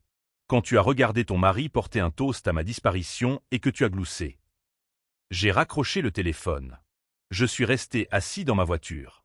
J'ai laissé le silence du matin de Noël m'envahir. Le piège était tendu. La première pièce avait été déplacée. Il était maintenant temps d'appeler le loup. Le son du dernier gémissement brisé d'Émilie fut coupé, remplacé par le silence stérile de ma voiture. Je ne ressentis rien, ni pitié, ni remords. Un opérateur ne peut pas se permettre d'émotion lors d'un engagement actif. Et celui-ci était très, très actif. Elle l'avait confirmé. Il fuyait. Il avait un vol d'affaires tôt le matin. Il marchait droit dans le piège. Je regardais l'horloge du tableau de bord. 4h22 du matin. Il se dirigerait maintenant vers l'aéroport, probablement Roissy ou Orly, essayant de prendre le premier vol hors du pays. Il avait 90 minutes de route, peut-être moins à 7 heures. Ma fenêtre était petite, mais c'était suffisant. Je n'ai pas appelé la police. Les flics locaux seraient trop lents. Ils se perdraient dans les juridictions, les mandats et les procédures. Le temps qu'ils comprennent ce qui se passait, Tristan siroterait un cocktail dans un pays sans traité d'extradition. Non, c'était une affaire d'État. C'était mon monde. J'ai pris le téléphone et j'ai composé le numéro de Benoît. Il a décroché à la première sonnerie, sa voix maintenant bien réveillée et vive. Mathieu, qu'as-tu trouvé? Il s'enfuit, Benoît. En ce moment même. Il se dirige vers l'aéroport. J'ai besoin que tu passes l'appel. J'ai besoin que tu le signales. Sur quel motif? Je ne peux pas simplement demander une faveur sans dossier. Tu as tous les dossiers dont tu as besoin, dis-je, ma voix froide. Il a un compte offshore au nom de sa femme aux Caïmans. Il est plein de dépôts d'espèces structurés. C'est du blanchiment d'argent. Il a une demande de prêt frauduleux en attente pour 150 000 €, garantie par une signature falsifiée contre une propriété qu'il ne possède pas. C'est de la fraude et du faux en écriture. Il y a un risque de fuite. Il est lié à Anton Krupka et il fuit le pays avec plus de 200 000 € de fonds illicites. Il y eut un sifflement aigu à l'autre bout du fil. Krupka. Tu n'avais pas dit Krupka. Mathieu, ce n'est plus une querelle de famille. C'est gros. Je sais ce que c'est, Benoît. C'est pourquoi c'est toi qui passes l'appel. Je veux qu'il soit arrêté. Je veux qu'il soit signalé à chaque point de contrôle international, police aux frontières, douane, tout. Compris, dit Benoît. Sa voix était maintenant purement professionnelle. Blanchiment d'argent, fraude, complot. C'est suffisant pour le faire sortir de n'importe quel fil de sécurité. Il n'atteindra même pas la porte d'embarquement. J'appelle mon contact à la DGSI. Ils adorent ce genre de choses, plus que la brigade financière. Bien. Dis-leur qu'il conduit un Cadillac Escalade noir de 2024. Nouvelle plaque. Il est armé. L'est-il? Demanda Benoît, une nouvelle tension dans sa voix. Non, dis-je, mais je veux qu'ils soient minutieux quand ils l'arrêteront. Benoît laissa échapper un rire sombre. Mathieu, tu es un salaud glacial. J'adore ça. Considère que c'est fait. Il ne montera pas dans cet avion. Merci, Benoît. Une dernière chose, dit Benoît. Et ta fille? Son nom est sur ce compte des Caïmans. Quand ils l'arrêteront, ils vont commencer à s'intéresser à elle. Je regardais par la fenêtre l'autoroute vide. Je sais. C'est sa part des conséquences. J'ai raccroché. Le piège était tendu. La machine de l'État était maintenant en marche. La voie de fuite de Tristan était fermée. Il ne le savait tout simplement pas encore. C'était un rat dans un labyrinthe de sa propre fabrication, et il courait droit vers la porte d'acier. Mais tendre le piège n'était pas suffisant. Je devais le regarder courir. Il fallait qu'il sache qu'il avait tendu. J'ai ouvert ma liste d'appels. J'ai trouvé son nom. Tristan. Mon pouce plana sur le bouton. Il était temps de passer l'appel le plus important de ma carrière. Il était temps que le véritable interrogatoire commence. J'étais assis dans ma Peugeot froide. 4h22 du matin. Matin de Noël. Le signalement aux autorités était en place. Le fil-piège numérique était tendu. Chaque agent de la police aux frontières, chaque douanier à chaque terminal de départ international de la région parisienne avait maintenant le nom de Tristan clignotant sur son écran. Le piège était construit. Il était temps de secouer la cage. J'ai ouvert ma liste d'appels. J'ai trouvé son nom. Tristan. Mon pouce plana sur le bouton. Au cours de mes 40 années au fisc, j'ai appris que les criminels ont 2 points de rupture. Quand vous saisissez leur argent et quand vous brisez leur ego. J'étais sur le point de faire les deux. J'ai composé le numéro. Il a sonné 1 fois, 2 fois. Je l'ai visualisé. Il était dans l'escalade, celui acheté avec l'argent volé de Krupka. Il devait conduire vite, 140, peut-être 150 sur l'autoroute vide. L'adrénaline de la fuite, l'arrogance de sa victoire, les 200 000 € dans sa poche mentale. Il devait se sentir invincible. Il verrait mon nom clignoter sur l'écran du tableau de bord et il sourirait. Le vieil imbécile, la complication. Que pourrais-je bien faire? Il a décroché. Le son d'un moteur de luxe haut de gamme et du vent a rempli la connexion. Et le chef. Sa voix était forte, tonitruante et empreinte de cette fausse confiance suffisante. Tu as raté le dîner. Tu as raté le toast. C'était une fête d'enfer. Tu aurais vraiment dû venir. Je n'ai rien dit. Je l'ai laissé parler dans le vide. Mathieu, tu es là? Écoute, pour le toast, j'étais juste ivre. Tu sais ce que c'est. Juste pour taquiner Émilie. Sans rancune, hein? De l'eau a coulé sous les ponts. Où vas-tu, Tristan? Ma voix était calme, pas en colère, juste froide, comme je parlais dans ces petites pièces grises. La fausse gaieté dans sa voix s'est évaporée. Quoi? Je te l'ai dit. J'ai un voyage d'affaires. Un vol tôt le matin. Tu sais ce que c'est? Un voyage d'affaires? Ai-je répété. Où ça? Au Caïman? Le silence qui suivit fut le son le plus satisfaisant que j'ai jamais entendu. Ce n'était pas juste le silence. C'était un vide. C'était le son du monde entier d'un homme qui s'arrêtait. C'était le son du sang qui se retirait de son visage. Le son de ses jointures devenant blanches sur le volant de son escalade volée. Je pouvais entendre son adrénaline passer de l'arrogance à une pure terreur acide et froide. Quoi? Sa voix n'était qu'une fraction de ce qu'elle était, un murmure sec. Qu'est-ce que tu viens de dire? J'ai continué, savourant chaque mot. Est-ce que tu vas au Caïman ou au Panama? Je recommanderais le Panama. Les lois bancaires sont un peu plus favorables pour les hommes dans ton secteur d'activité. Je ne sais pas de quoi tu parles, vieil homme. Tu perds la tête. Il se remettait, essayant de reconstruire le mensonge, mais il était négligent. Il avait peur. Je ne crois pas, Tristan. Tu vois, j'étais chez toi ce soir, après la fête. J'étais dans ton bureau. Un autre silence. Celui-ci était plus court, plus sec. J'ai vu les papiers falsifiés, Tristan. La demande de près de 150 000 € d'Apex Capital Privé, celle garantie par mon appartement. Tu es entré par effraction chez moi. A-t-il hurlé. C'est illégal. Tu es. Et j'ai vu la page de signature. Ai-je continué, l'ignorant. Ma signature, Mathieu Elie. Une très bonne contrefaçon. Tu as dû t'entraîner quand tu m'as fait signer ces papiers de pension il y a quelques mois. C'était malin. Tu n'es pas aussi bête que tu en as l'air. Tu ne peux pas le prouver. C'est ma parole contre la tienne, vieillard sénile. Mais il n'y avait pas que le prêt, Tristan. J'ai aussi vu le dossier que tu as étiqueté « offshore ». J'ai vu les relevés bancaires des Caïmans, ceux au nom d'Émilie. Il a fait un petit son d'étouffement. J'ai vu les 210 000 €, Tristan. Les dépôts d'espèces structurés. L'argent que tu as volé à tes partenaires. Mes partenaires? Tu es fou. C'est de l'argent d'investissement. C'est comme ça que tu appelles Anton Krupka, un investisseur? Parce que moi, je l'appelle autrement. Je connais la dette de 300 000 €, Tristan. Je sais qu'il te met la pression. Je sais que tu as pioché dans l'argent que tu étais censé blanchir pour lui. Je sais que tu as acheté cette escalade avec son argent. Cette fois, le silence fut complet. Il n'était plus seulement effrayé. Il était confus. La proie venait de réaliser que le chien de berger était en fait un loup. Qui? A-t-il murmuré. Sa voix tremblait si fort que je pouvais à peine le comprendre. Qui? Qu'est-ce que tu es, bordel? J'ai laissé la question flotter dans l'air. Je l'ai laissé m'imaginer. Le vieil homme tranquille au pull usé. Le retraité ennuyeux qui vit dans une boîte. Tu pensais que j'étais un comptable, n'est-ce pas? Ai-je dit. Un gratte-papier. C'est comme ça que tu m'appelais, non? Le chef. Juste un vieil imbécile inoffensif que tu pouvais tromper, contrefaire et effacer. Qu'est-ce que tu es? A-t-il exigé, sa voix se brisant. Pendant 41 ans, Tristan, mon travail n'était pas d'équilibrer les livres. Mon travail était de traquer les hommes. Des hommes comme toi. Des hommes qui se croyaient plus malins que le système. Des hommes qui vivaient dans de grandes maisons qu'ils ne pouvaient pas se permettre et conduisaient des voitures qu'ils n'avaient pas payées.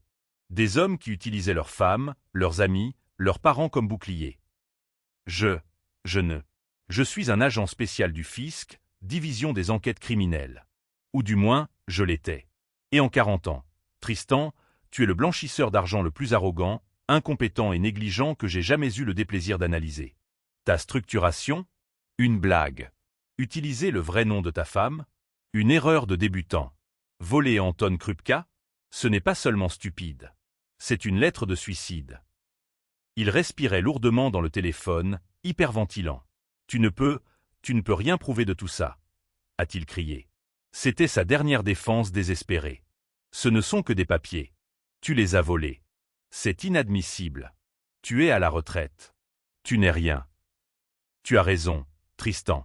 Je suis à la retraite et je ne suis rien. C'est pourquoi je n'ai plus à suivre les règles. Quoi? Qu'est-ce que ça veut dire? Ça veut dire, ai-je dit en regardant ma montre. 4h28 du matin. Il devait approcher de l'aéroport. Ça veut dire que pendant que tu me parlais, mes anciens collègues de la DGSI t'attendaient. Ton nom, tes plaques, ton passeport, tout a été signalé. Blanchiment d'argent, fraude, complot. Tu ne passeras même pas le contrôle de sécurité, Tristan. Non, tu n'aurais pas. Toi. Il t'attend dans ce moment même. Mais tu sais, c'est la bonne nouvelle pour toi. C'est l'option la plus sûre. Parce que la prison, c'est bien mieux que l'alternative. Alternative? Quelle alternative? Oh, ai-je dit, comme si c'était une réflexion après coup. Au fait, il y a environ 10 minutes, j'ai passé un appel anonyme à l'un des associés de M. Krupka, un homme que je sais avoir le sang chaud. Je lui ai dit qu'un homme nommé Tristan Gauthier, qui devait 300 000 € à son patron et en avait volé 200 000 autres, était en ce moment même en route pour Roissy pour fuir le pays. J'ai marqué une pause. Donc, tu as le choix, Tristan. Tu peux continuer à avancer, et mes anciens amis du gouvernement t'arrêteront. Ils te protégeront, te donneront un avocat, un procès. Ce sera très civilisé. J'ai penché la tête en arrière contre le siège. Ou tu peux faire demi-tour. Tu peux essayer de rentrer chez toi et prier pour y arriver avant que les hommes de Krupka ne te trouvent. Eux, par contre, n'offrent pas d'avocat. Il n'a rien dit. J'entendais le bruit sourd et régulier de l'autoroute. J'entendais sa respiration haletante et terrifiée. Il était piégé. Échec et mat, bonne chance, Tristan, ai-je dit. Je n'ai pas allumé ma voiture. Je suis resté assis là, dans le silence profond et froid du matin de Noël, à écouter. J'écoutais le son d'un monde qui s'effondrait. Je l'ai imaginé, Tristan, agrippant le volant de cette escalade volée, celui dont il était si fier. Le téléphone serait mort dans sa main. Mes mots résonneraient dans sa tête. La DGSI attend. Les hommes de Krupka cherchent. Aéroport ou maison? Choisis. J'ai imaginé le son que ces freins ont dû faire. Un crissement aigu et désespéré de pneus sur le bitume mouillé. Il aurait dû les écraser, la machine à 100 000 € s'immobilisant brutalement au milieu d'une autoroute déserte. L'escalade, sa forteresse d'arrogance, venait de devenir son cercueil. Il était piégé, totalement, complètement et magnifiquement piégé, par moi. Je pouvais le voir, son esprit tournant à plein régime, la sueur perlant sur son front, le parfum bon marché se mêlant à l'odeur de la peur pure. Que fait-il? Continue-t-il à conduire? Continue-t-il vers l'aéroport en espérant que je bluffe? Il ne peut pas. Il sait que je ne bluffe pas. Il sait ce que je suis maintenant. S'il va à Roissy, il entre dans un piège tendu par l'État. Il sera plaqué au sol par des hommes en blouson avant même de pouvoir sentir l'odeur des croissants. Sa vie telle qu'il la connaît se termine. 20, peut-être 30 ans dans une prison. Fait-il demi-tour? Essaie-t-il de retourner à la maison? Retourner vers Émilie? J'avais déjà passé cet appel. J'avais dit à l'associé de Krupka que Tristan s'enfuyait avec son argent. Krupka n'attendrait pas. Il aurait des hommes surveillant la maison, surveillant Émilie, surveillant son investissement. Retourner en arrière n'était pas une option. Retourner en arrière était une condamnation à mort. Il ne pouvait pas avancer. Il ne pouvait pas reculer. Il était paralysé, un rat dans un labyrinthe où les deux sorties mènent à une lame.